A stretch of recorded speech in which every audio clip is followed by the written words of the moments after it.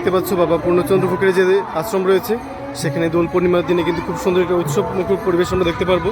সেই উৎসব মুখর পরিবেশের জন্য সবাই অংশগ্রহণ করে এই উৎসবটাকে আরও সুন্দর করে তুলতে পারে সেই আশাটুকু রাখছি। হ্যালো বন্ধুরা, তোমরা দেখতে পাচ্ছ আজকে চলে আসলাম বিশালগড় গজেরিয়া স্থিত যে পূর্ণচন্দ্র ব্রহ্মচারী ফকির বাবা রয়েছে সেখানে।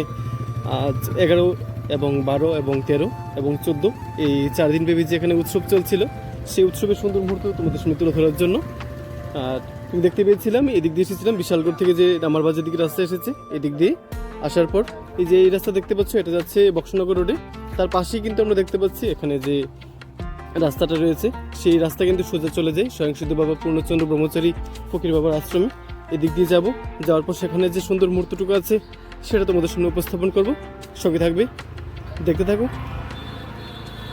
তোমরা প্রথম দেখতে পেয়েছিলে আমি এই রাস্তা ধরে এসেছিলাম, আসার পর প্রায় 1 কিলোমিটার আসার পর তোমরা দেখতে পারবে একটা রাস্তা ডান দিকে গিয়ে তোমরা দেখতে পেয়েছিলে বন্ধুরা আমি এই রাস্তা ধরে এসেছিলাম। আসার পর প্রায় এখানে 4 থেকে 500 মিটার আর যাওয়ার পর তোমরা সেই জায়গায় পৌঁছাতে পারবে। আর এদিক দিয়ে সোজা যাবে না, তোমরা বাঁদিকে মোড় নেবে, মোড় নেওয়ার পর প্রায় এরকমই 400-500 মিটার হবে, তারপর তোমরা সেখানে পৌঁছাতে পারবে যে পূর্ণচন্দ্র ফকিরের দরগা রয়েছে বা আশ্রম সেখানে। চলো তোমাদেরকে সেখানকার সুন্দর মুহূর্ত দেখাই, তাই সঙ্গে থাকবে। আমি এখন এই রাস্তা ধরে এসেছিলাম, আসার পর প্রায় 200-300 মিটার আসার পর তোমরা এই যে জায়গাটা দেখতে পাচ্ছ এখানে যে পূর্ণচন্দ্র বাবা ব্রহ্মচারী আশ্রম রয়েছে সেখানটাই দেখতে পাচ্ছ ওই জায়গাটাই।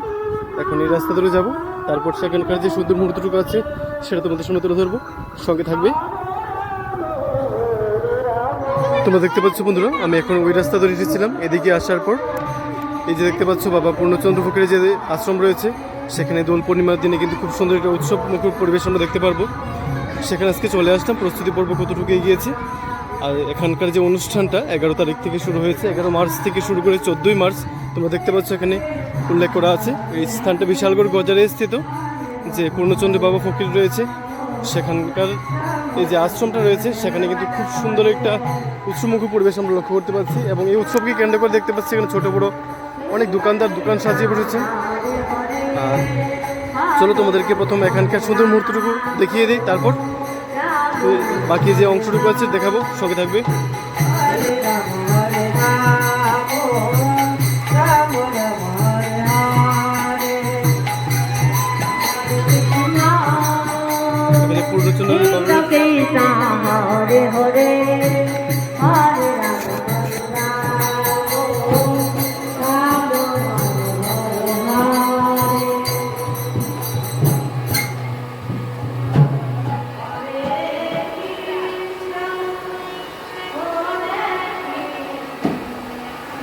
যারা দেখতে পাচ্ছ তোমাদের উদ্দেশ্যে আবার বলছি বিশালগড় গজারে স্থিত যে পূর্ণচন্দ্র বাবা ফকির রয়েছে আশ্রমে দোল পূর্ণিমা উপলক্ষে যে অনুষ্ঠান সেটা আমরা দেখতে পাচ্ছি।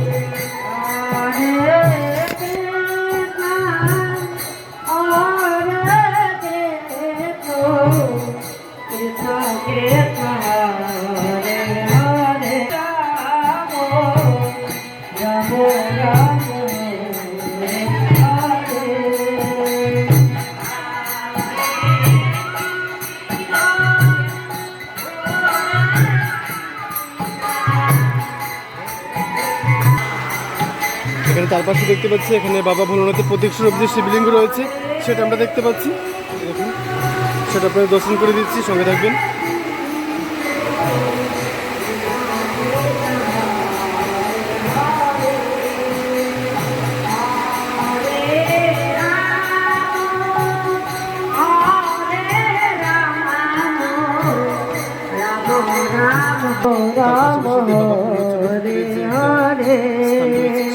আপনাদের সঙ্গে থাকবেন।